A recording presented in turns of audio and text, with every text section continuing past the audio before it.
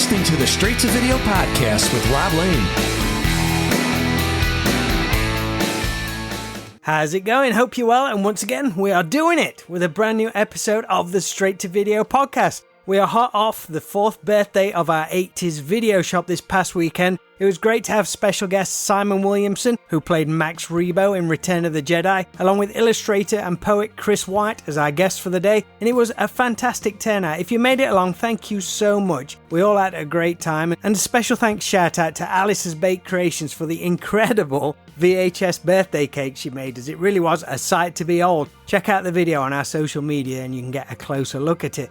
So today's episode of the podcast sees me check back in with one of my favourite music artists for a long time. Singer-songwriter Reeve Stimpson is back on the podcast, almost 2 years since we last spoke, but he's back with his debut album Born Too Late, which has just been released, along with a new music video for the opening track Too Late. Once again, Reeve knows how to press those 80s buttons and does it with so much attention to detail, passion and style, which proves there's not many others out there who do it so well. The songs on the debut album are just full of all the hooks I love, and I urge you all to give the album a listen. We talk about putting the album together, behind the scenes stories of the making of his videos, and of course, I needed to check how his VHS collection was coming along. It was great fun to speak once again with Reeve, and if you want to learn more, then visit reevestimpson.com or find him on all the social media channels where he absolutely smashes it with some awesome content. Right now though, please enjoy my straight to video chat with Reeve Stimpson.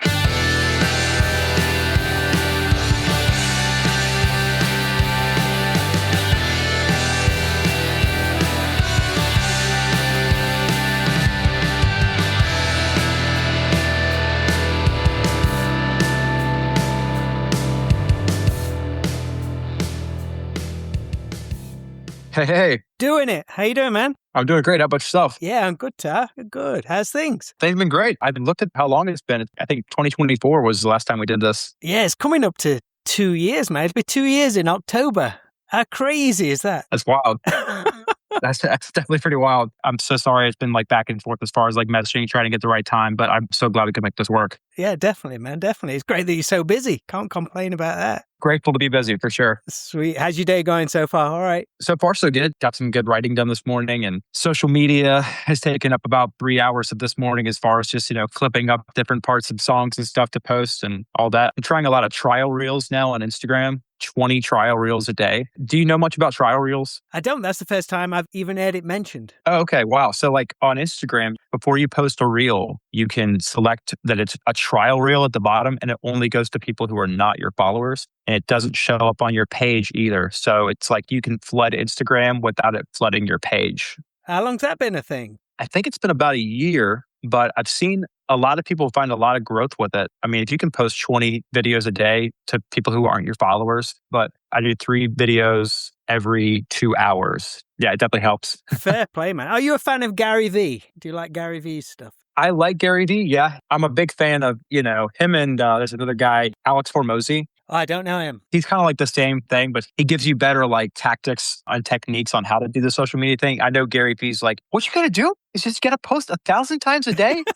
And I love it. I love the grind of it because I just love creating stuff for social media. If I could just do that, that'd be great. But to balance that with creating new things is always the struggle. But artists complain about it all the time. And I'm just like, you either love it or you don't. You also have full control over your artistic identity by you posting as much as you want. Because if you leave it up to anybody else, or a record label or management company or whatever, they have way more of an ability to shape your image, and it may not be what you want. So like just doing it yourself, I love it. It shows as well. It comes across that you're just having fun, and that's the way to do it. People hook onto that, definitely. Yeah, I appreciate it, especially with like the music videos. It's been like my favorite thing. Those obviously take a little bit more time and a little bit more money and effort. But in the long run, if I had all the money in the world, it would just be music videos every day. I mean, they're so much fun. Sweet. So firstly, coming out of the gate with the most important question, how's the VHS collection coming along? Okay, so the VHS collection is actually going stronger. It's funny because I bought on Facebook Marketplace the other day. I've been looking for an actual TV entertainment cabinet from the late 80s, early 90s that can hold all my stuff while still looking like something that I grew up with. And I found one for $40 and it holds all of my cassettes so far. I think I'm up to like 200. And yeah, I'm getting some good ones. And then it also holds all of my cassettes as well. and then the TV, one of those VCR combo TVs to sit on top of it. So the collection's going great. I'm finding some of my favorite ones. I think my favorite that I've got is like a video store rental version of Real Genius in like one of the older Blockbuster cases. So that's killer. It's great just holding them in your hand again. It's just like, I call it memory unlocked when you do that. 100%. That and Some Kind of Wonderful. I've got both of those in like the hard case see-through rental cases. Just finding those. Finding rental cases is so much more fun. I don't know. To find like the soft paper cases, those are cool, but finding ones that were just like this one straight came from a video store is just such a great feeling. Have you found yourself on the lookout for any other 80s items, either just for yourself or for props in future videos or anything like that? For props, there's a vintage store here in Nashville called Starstruck Vintage, and I'm always on the lookout for legitimate members-only jackets. I know that they have the redone members-only to where you can buy them now, and they're kind of like the little retro feel, but I have about 4 of them now. My favorite one is a teal one that I found off eBay for like $20. Some people are just like giving them away. I'm amazed. I don't know how. They're like my favorite style jacket. But I'm still looking for, some band tees and stuff. I think shoes will be my next thing to really get into. I've been wearing the same style Nike Blazer 77s high tops for years now. And they're not authentic to the time. They're a replica, but I need to buy some offline. I'm afraid to buy 40-year-old shoes sometimes. They probably fall apart a little bit easier than 40-year-old t-shirts. But yeah, I'm always looking for like band shirts as well. Now that I've got a Huey Lewis and the News t-shirt collection, I probably got, I think, 6 or 7 tour t-shirts from the 80s, and then a sweatshirt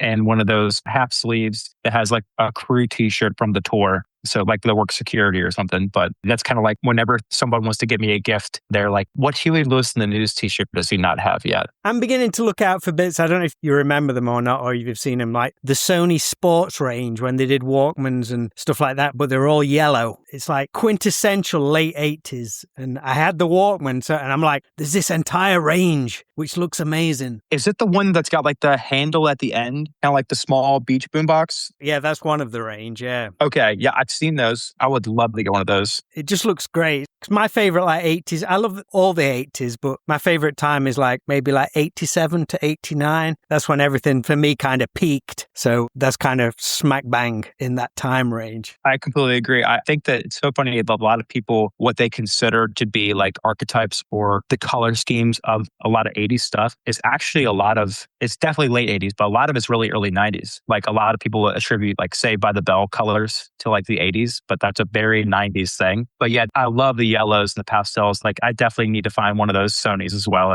That's so cool. There's so much stuff. They kind of went for a waterproof thing. Everything was waterproof back then.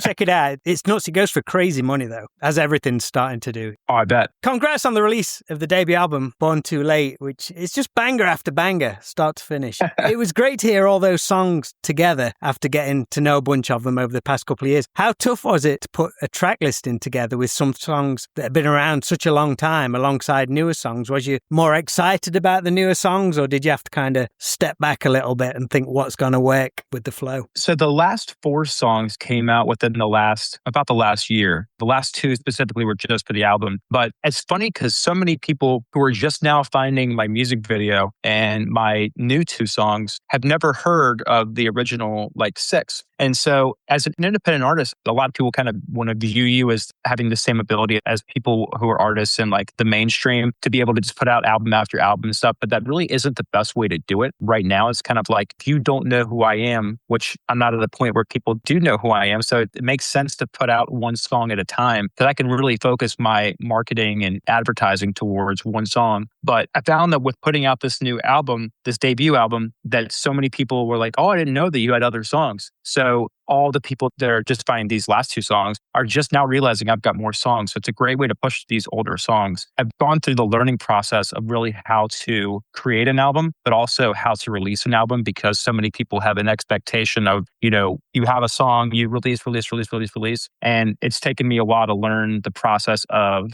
okay, so you've got a song. Now we've got to record it, then promote it, then do content for it. And all of that while you're trying to create new music, it definitely needs to have a system and a schedule.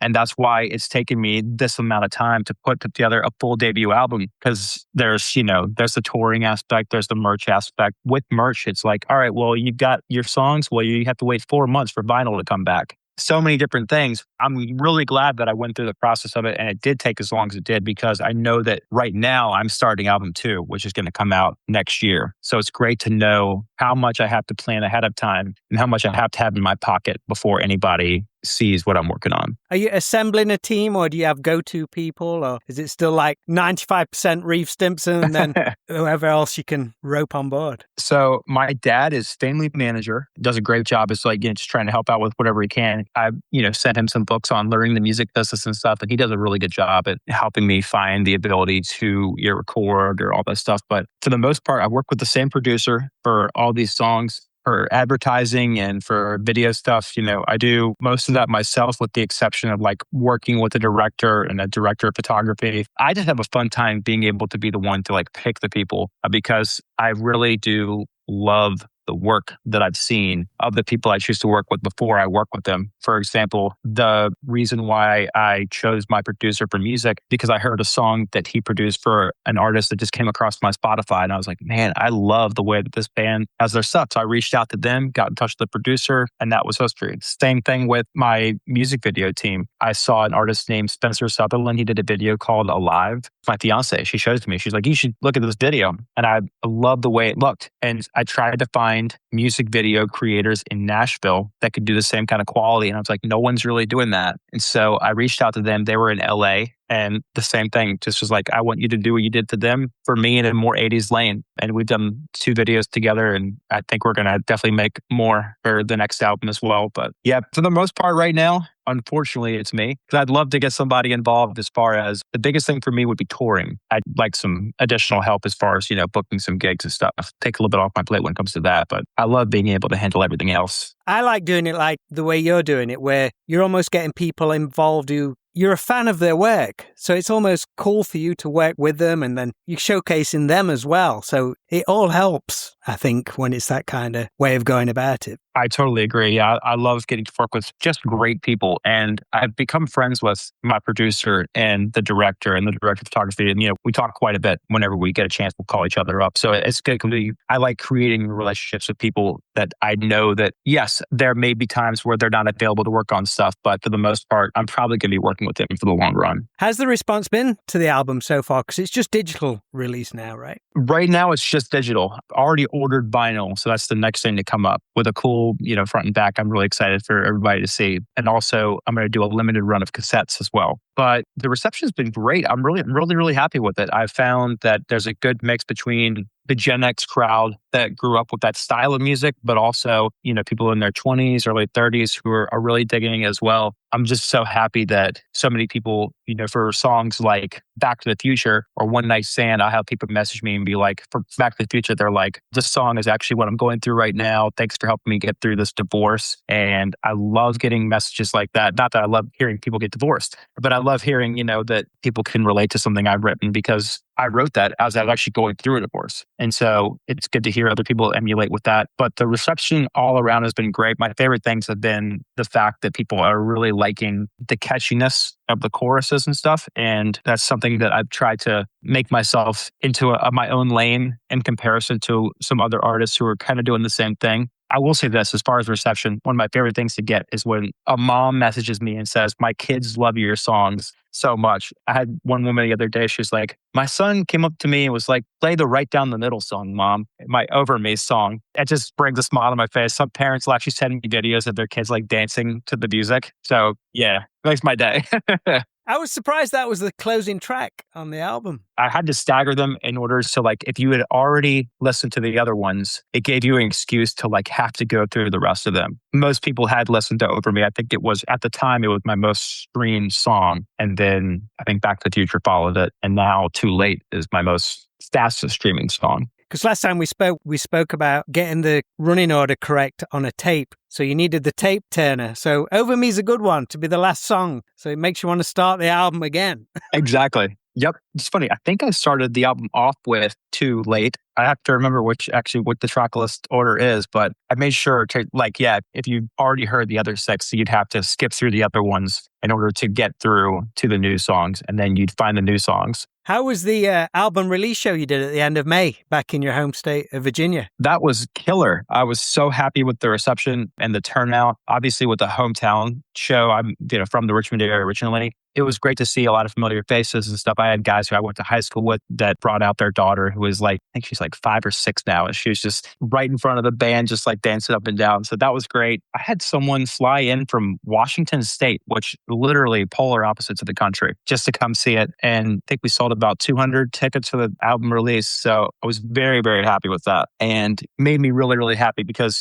with this new band that I've been working with, I hadn't done a full show up until that point. And so to be able to get all my originals done, plus 7 or 8 cover songs of my favorite 80s songs, it was just so much fun because we got a chance to know each other for months during the practices and the rehearsals, so that when the time came for us to do this first show, the album release, we were actually able to, relax and have a great time, just go into the flow of it, not have to worry about we're going to mess up here and there. But I think that the turnout was great. We sold a bunch of merch, which is a huge thing. Made me confident that we can actually start to make money here and there. Not that shows right now are the biggest form of income, but merch is definitely going to be a great thing for the shows that I'm doing this September as well. What cover songs did you drop in there? Can you remember? Yes, I definitely remember. We did, to close out, we did Take Me Home Tonight. We did Centerfold. And then when Centerfold came out, I printed out a poster of Kelly LeBrock and had it in a full centerfold form. And it said at the top, Your Mom, so that when I opened it up for the first time, it just said Your Mom. And I could hear, people laugh in the audience. And I had a girl come up to me afterwards. One of the actual dancers from the Over Me video was there. And she was like, it's so funny. I always make your mom jokes. Can I have this poster? Can you sign it? And can I have it? I was like, of course you can. We did those two, Who's Crying Now by Journey. And then we did Power of Love, I know was another one. And then Run to You, all favorites of mine. Are you still planning on some tour dates later this year? I think you mentioned an East Coast run. Yes. The dates that we definitely have locked in for sure is a Charlotte date in North Carolina. We're still going through the process of booking. We have holds in certain cities. So Chicago, DC, I think New York, Nashville, and then we may do one either in Florida or South Carolina. But we're going to try to get as many of those cities as possible already locked in. But we have a few that are definitely on hold. Like I said, touring right now isn't going to be about making money. It's just going to be about getting in front of the people in the most streamed cities. Like Chicago is the city that people listen to my music the most in. It's funny, I saw that was it the last episode you had Torture Twin? Yes, I was going to mention that. Yeah, he's from Richmond, dude. I had no idea. I've been listening to his stuff before because I follow him on Instagram, and I was like, I had no idea this dude was also from the Richmond area doing a borderline thing to what I'm doing. Pretty wild. Yeah, it's 80s. He's more like new wave, a little bit goth in places, I guess. More like The Cure, where you're more Huey Lewis. But yeah, I couldn't believe it. It's same area and similar kind of vibe. I fell in love with his stuff the last few weeks. It's so well done. It's brilliant. He's relentless on the social media as well. I get TikTok notifications all the time. He is, definitely. Whenever he posts stuff, I'm like, I got to do it. I got to put up another 3 videos because I can't let him kick my ass like that.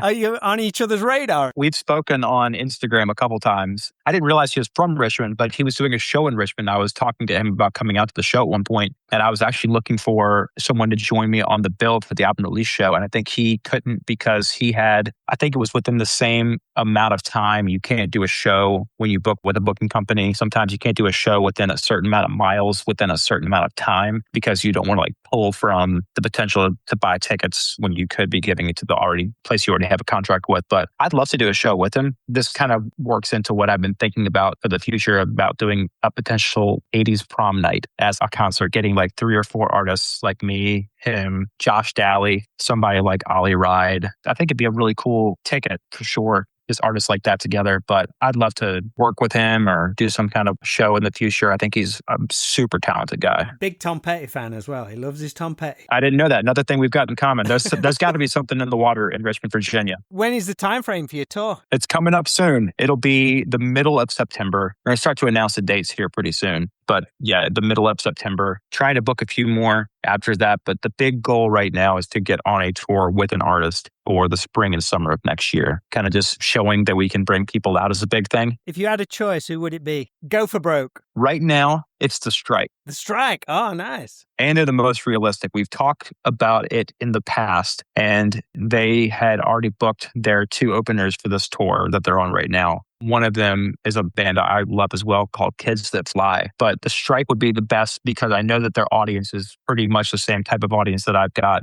So I'd love to pull from their listeners as well. I mean, I can't think of another artist that... Oh, come on, go big time. I thought he was going to say Bryan Adams. Oh my gosh. All right. If we're going like that, we'll go in tiers. So after The Strike, it would have to be Rick Springfield because he's just killing it right now still. And after Rick Springfield, I'm going to have to go with, Bryan Adams. If we're just throwing out, like wishes with a genie, then yeah, Bryan Adams. But I don't know if you know Conan Gray. He's another artist. He has an 80s inspired album. It's fantastic. I'll have to send you a link to it as well. But it's all 80s inspired, but like different types of 80s stuff, kind of all over the board genre wise. But he would be a kind of a dream artist to get on a tour with as well. We've recently had the video drop for the album opener, Too Late. You shot that out in LA. The video Over Me you did in Virginia. So how did this whole experience compare? Because I know on Over Me you put in a lot of pre-production work. So was this a similar experience? It was. A lot of the pre-production work kind of came down to the last minute in this case. So we originally were going to film this in Virginia as well. We were looking at different locations, places with exposed brick for the apartment scene. The biggest hurdle we ran into was finding a VHS store. And we found one in Richmond, Virginia. We talked to the owner. We just couldn't really do all the things we wanted to do in the store. So we were like, all right, we kind of put a stop on the video. And we were just like, well, maybe this is not the right time, not the right idea. And I was on the call with the director and I was like, let me just ask ChatGPT if there's any that I haven't seen. And so I typed in LA VHS store and turns out they have a full set already that you can rent. It's just a VHS store. A rentable one? Yes. So all the locations that we booked, this is the biggest difference between the 2 videos. In Over Me, we got all of our locations for free because we just told them, hey, we would love to, film here. And so LA was not that way. I can see where that's going, yeah. Yeah, LA sounds great. You want to film here? That's awesome. It'll be this amount of money. So we went through a production management company because we had to carry insurance on all the locations and all the equipment and stuff. So we went through them and booked the locations. I think overall, every location together was probably 7 locations we had to rent, which was great because we actually had full reign and knew we could use the spot for what we needed to, especially so there's an alleyway scene where the saxophone player is playing. That's an alley that's inside of a warehouse. So all the stuff was completely controlled. We wet down the ground, had the lights everywhere. A good amount of the pre-production happened within the week and the couple days beforehand. So I flew in 2 days before the video shoot and we needed to do things like, all right, we need to find a vinyl printer where we can go and get the top of the cab. So we did that the day before. Tell me you took that back with you. Have you still got that? Oh yeah. I started a book actually of all the things, all the Polaroids we took, all the notes the director had that he wrote down, and I just pasted them into a journal so that every time I'm working on a different music video, we can always have that as a physical product to come back a scrapbook for. But there was on the wall of the conspiracy board that we had in the first 20 seconds, we had to find, this is funny, we actually had to find different things to put up there so it would look like I'm looking for clues to seeing if she's cheating on me or not. And so we printed out 40 notes that looked like diary notes, crumpled them up, lit some on fire, and did the red string. And then one of our executive producers, Sophia, went out into the parking lot and was looking for trash on the ground as she was came to the director with a used soda can and a used pack of cigarettes. She's like, does this work? And we were like, did you just dumpster dive for this?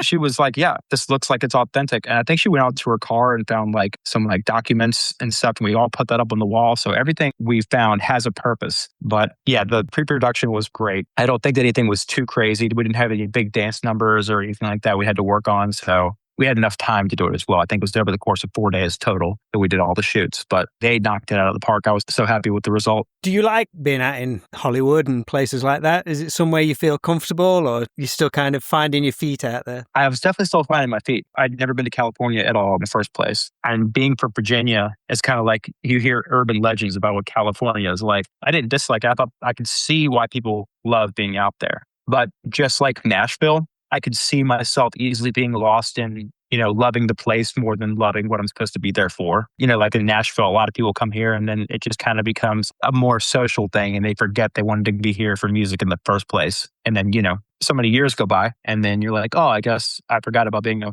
singer and a songwriter. But I can see the same thing about LA even worse because I would be outside all the time. I'd be on the beach, all that stuff. Yeah, I would completely forget all my dreams of wanting to be in the music industry very fast. No, I loved it out there and the people were very nice. We drove through some areas to where I probably will never return again unless I'm, wearing a bulletproof vest. But yeah, I'm safe out here for a while.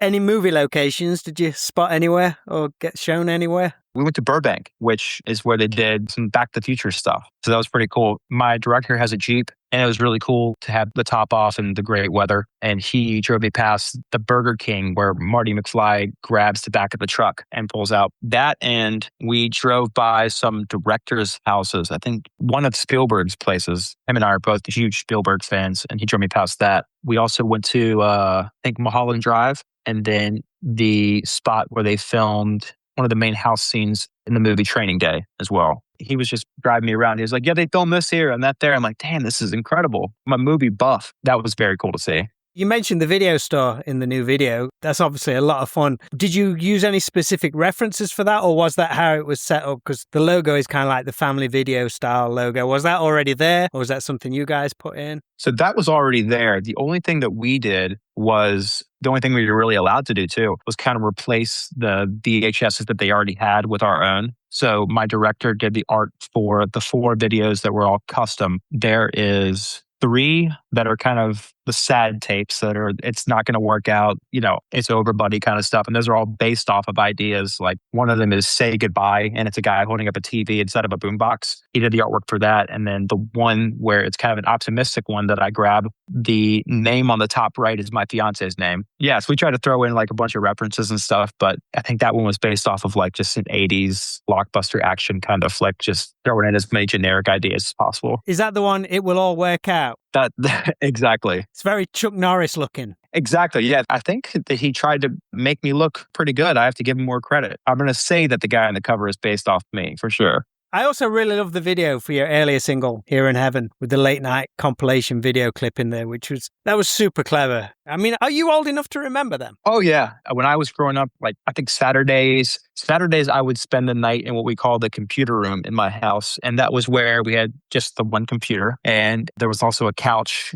And I would sleep on the couch and watch TV because I could watch 2 or 3 shows we recorded on DVR that were like ghost hunting shows. And I would wake up at like 2 a.m. and those commercials would be playing. So I have a very vivid memory of those. So when the time came, my director for Over Me actually suggested I do that. And he was like, you should, throw in one of those 2 a.m. commercials of the greatest love songs of all time. And it worked out. It's gotten good response from that part specifically. Did you say that the main part of the video that you took a lot of influence from Bon Jovi's Bed of Roses video? Yes. Bed of Roses was one of the main influences to that one for sure. Originally, we were going to do, there's a guitar solo part in there we were going to do on a stage, but we couldn't find access to using a stage. So we ended up just kind of recording that in the same spot in the studio and just did different lighting. That's actually shot at a studio in Nashville that I went to school at Belmont. And that's one of the recording studios that we got to learn how to do a lot of the techniques and stuff in. But that studio is like a pretty historic one. I think that had like Johnny Cash recorded there. They did Rocking Around the Christmas Tree was recorded there, all within that area. And we just got to use it for free because one of my professors was able to hook me up with the spot. But yeah, that turned out really well. Another case of a free location that we love.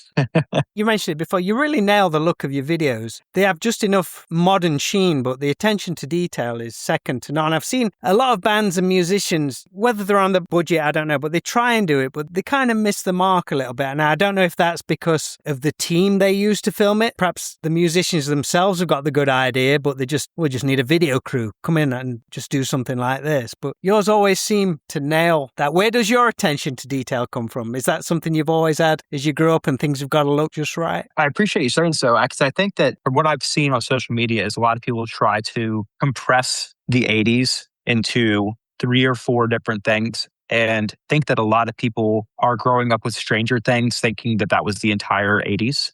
and that there was so much more. I think that one of the biggest things for me is I grew up with VH1 Classic, which is when they used to play like an hour long of just 80s music videos. And so I would record them on my TV. And when YouTube came out, it's even better because I could just watch them whenever I wanted to. But I have a hard time with this. I have a hard time making sure it's not too 80s and not too modern. And so I come in with most of the 80s ideas, and my director comes in with a lot of the modernity, so we can kind of mesh those two together and find a happy medium. I think Too Late had probably some of the least amount of references that I've done so far, but I've got plans for album 2 to do a couple of videos which are practically throwing 7 or 8 classic videos together in movies. I'm not going to spoil too much, but there's one for a song called New Wave that we're working on. It's not New Wave at all, but it's a very Huey Lewis inspired song. And the video is going to be playing off of Weird Science, Mannequin, and the music video for Doing It All for My Baby by Huey Lewis. So a good combination of all 3 of those. So yeah, it's going to be a fun one to do. You're obviously a massive fan of Huey Lewis. Did you ever get to see him live? Obviously, he's got his hearing issues now and everything, but was he touring or anything before anything that happened? I'm sure he was. I think one of the last shows they did was in like the early 2010s or like early 2008. I can't remember one of the last ones they did, but I didn't get a chance to see him.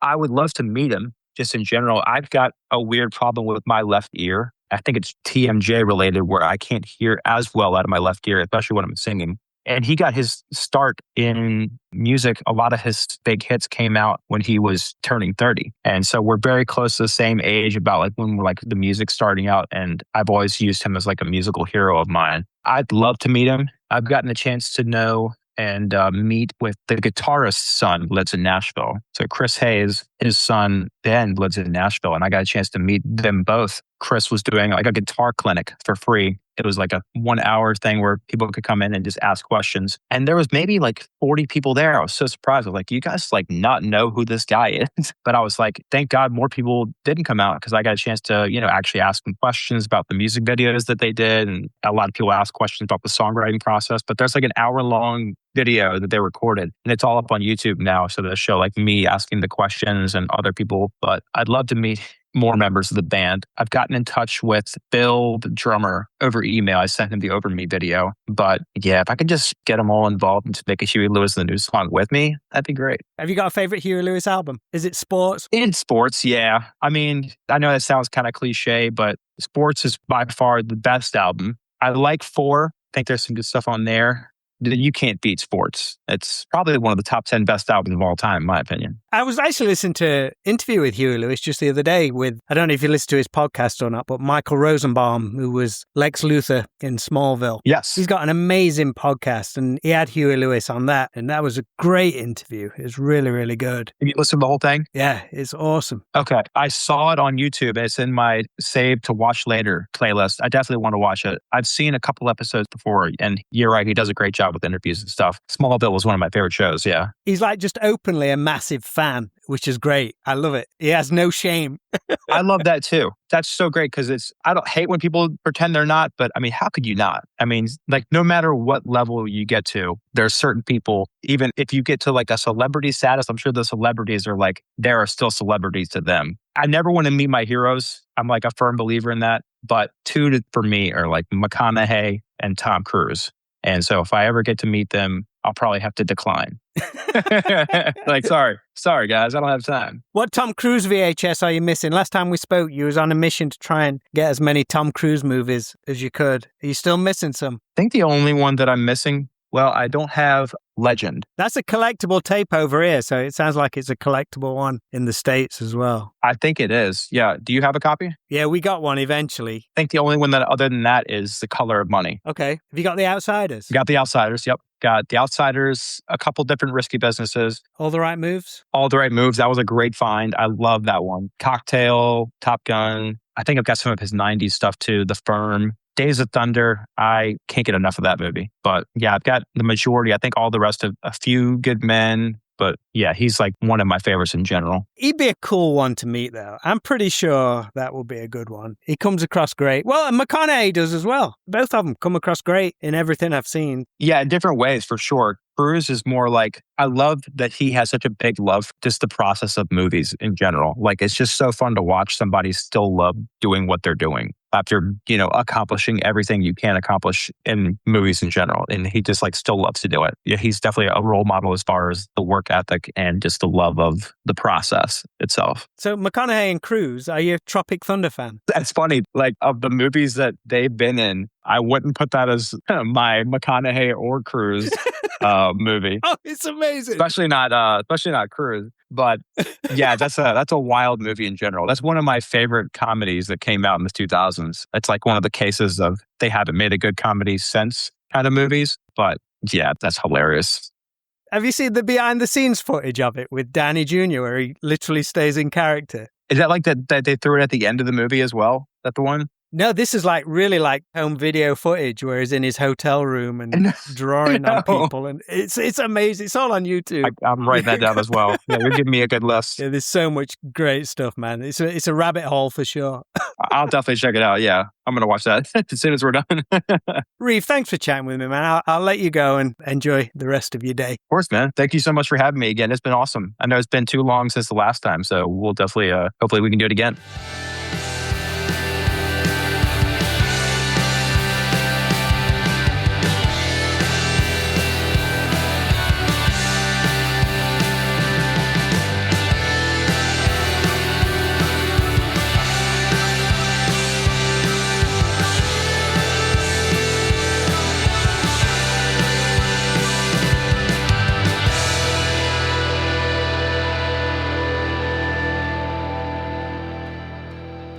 Massive thank you to Reeve Stimpson for checking back in with me all the way from Nashville. The new album Born Too Late is out now wherever you listen to your music, and I look forward to those physical versions of the album dropping soon. Make sure to watch the new video for Too Late, which really captures the glory days of 80s MTV videos, and fingers crossed Reeve gets out to play his songs live real soon. So back over at our 80s video shop, now the 4th birthday is over, we're looking forward to welcoming David Bradley, who played Billy Casper in the classic movie Kes, to our shop on Sunday the 16th of August from midday until 4 p.m. There's been a really great response to this upcoming announcement, so it's looking like it'll be a really fun day. If you can't make that event though, we have lots more stuff coming up, but you can always visit us at the weekends when we open as normal on Saturdays and Sundays from 11 until 3 p.m. As always though, stay up to date on all our socials at simply at 80s Video Shop. So that is all for this episode of the podcast. So until next time, make sure to always be kind, please rewind and unwind, and I'll speak to you all real soon.